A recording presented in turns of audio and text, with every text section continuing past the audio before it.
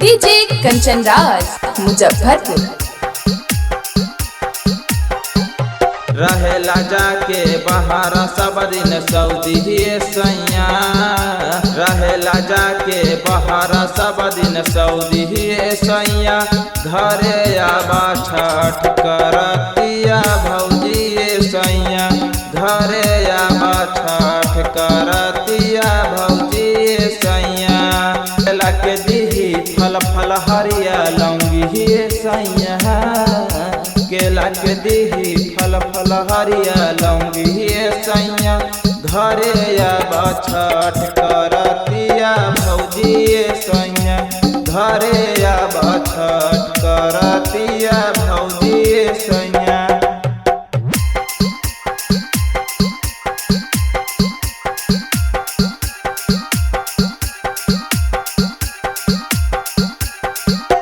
DJ Kanchan Raj Muzaffarpur. राजा आजा जी घर तू माने कहानमा, छठी माई के करब पूजनमा, केला के दही जोड़े नारियल पानवा, दौरा ले जाई कौन घाटे सजनवा।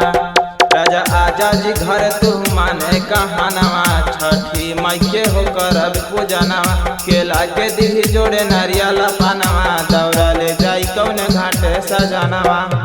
तभीर बढ़ी होई सुनाओ जी सैया, तभीर बढ़ी होई सुनाओ जी सैया, घरे आबा छठ करतिया भौजी सैया, घरे आबा छठ करतिया भौजी सैया।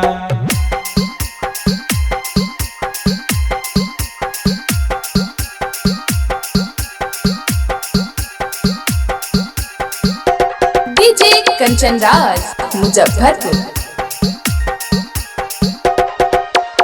बबुआ के नाम से कोसी भराई, दोनों बेरा राजा दिया ना जलाई, डीजे पर माई के भजन बजाई, जी के अचरा पर लौंडा नचाई। बबुआ के नाम से कोसी भराई, दोनों बेरा राजा दिया ना जलाई, डीजे पर माई के भजन बजाई, भौजी के अचरा पर लौंडा नचाई। करन बिट्टू मिंटू मनीष मन मौजी सैया, करन राजू छोटू पवन से मन मौजी सैया, घरे आबा छठ करतिया भौजी सैया, घरे आबा छठ करतिया भौजी सैया।